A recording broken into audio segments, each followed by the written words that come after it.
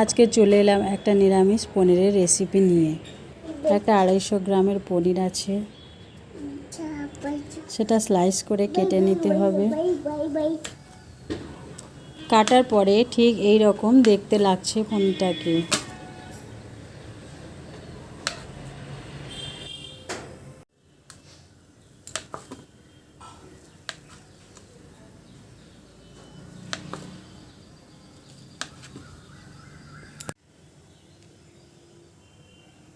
তারপরে একটি শিলেতে কিছু জিরে ও 3টে কাঁচা লঙ্কা একসঙ্গে বেটে নিতে হবে। তবে আপনারা মিক্সিতে করতে পারেন, তবে শিলে বাটলে সেটা বেশি ভালো লাগবে, খেতেও খুব টেস্টি হবে।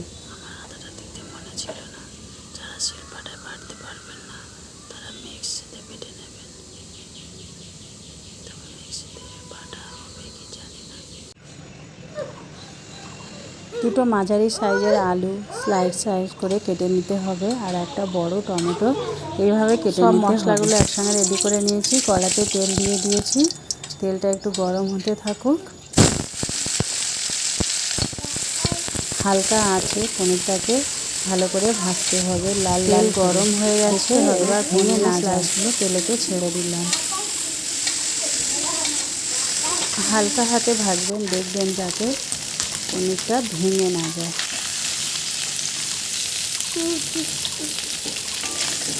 এবার আমরা এটাকে তুলে নেব কড়া থেকে। দেখুন আমাদের পনির কি সুন্দর লাল লাল করে ভাজা হয়ে গেছে। দেখুন ভাজার পরে ঠিক এইরকম দেখতে লাগছে। তারপরে ওই পনিরের তেলের উপরে আর একটু তেল দিতে হবে।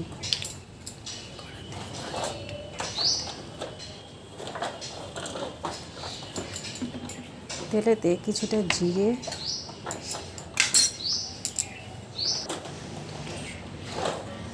দুটো শুকনো কাঁচা লঙ্কা চিড়ে ও কিছুটা জিরে দিয়ে নাড়তে হবে। খুব সুন্দর একটা সেন্ট বের হবে।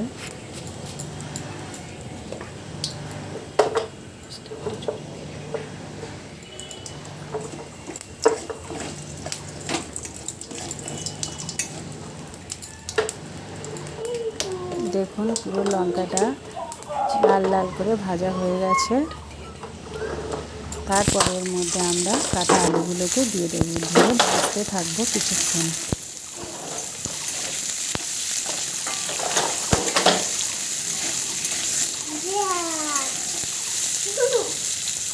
আলু ভাজা হয়ে গেছে, এবার আমরা এটাকে ঢাকা দিয়ে দেব 5 মিনিটের জন্য।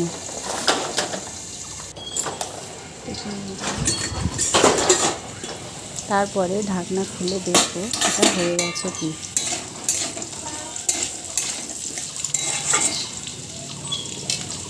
দেখলাম এটা হাফ সিদ্ধ হয়ে গেছে আলুটা।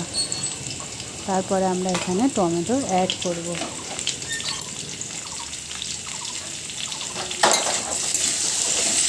টমেটো অ্যাড করেও কিছুক্ষণ নাড়তে থাকবো।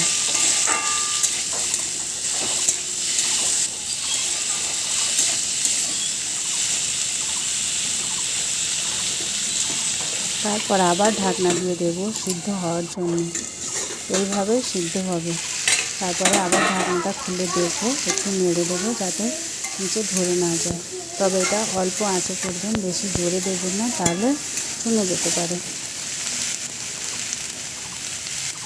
এবার আমরা পরপর মশলাগুলো অ্যাড করতে থাকবো। প্রথমে জিরে বাটাটা দিয়ে দিলাম,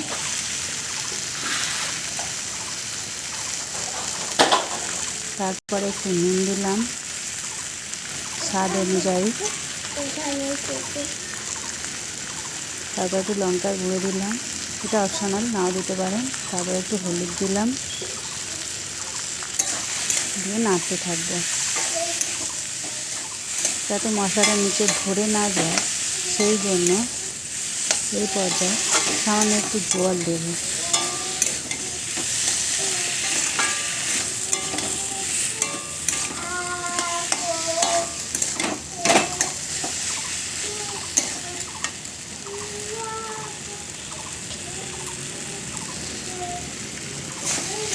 আবার একটু নাড়তে থাকবো।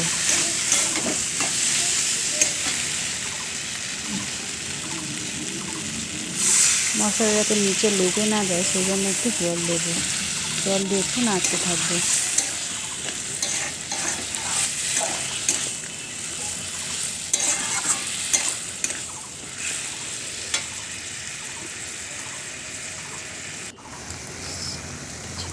দেখুন ঝোলটা ফুটতে শুরু করেছে, এবার একটু চিনি দিয়ে দিলাম।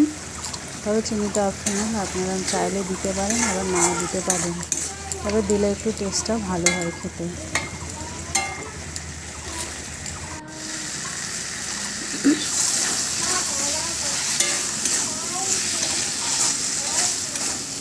আলুটা একটু আদা সিদ্ধ হয়ে গেছে।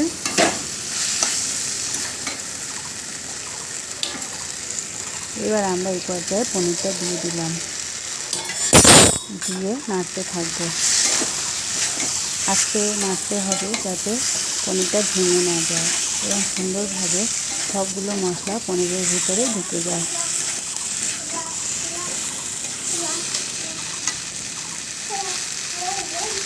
কিছুক্ষণ নাড়ার পরে পরিমাণ মতো জল দিয়ে দিতে হবে, দিয়ে ঢাকনা দিয়ে দিতে হবে একটু সিদ্ধ হওয়ার জন্য আলুটা। পাপার কাছে দিয়ে দিবি। পনির মশলা রেডি। এটা নিরামিষ তরকারি হিসাবে খেতে খুব ভালো লাগবে, আপনারা একবার ট্রাই করে দেখতে পারেন। গরম গরম ভাতের সঙ্গে এই পনিরের তরকারিটি খেয়ে দেখতে পারেন।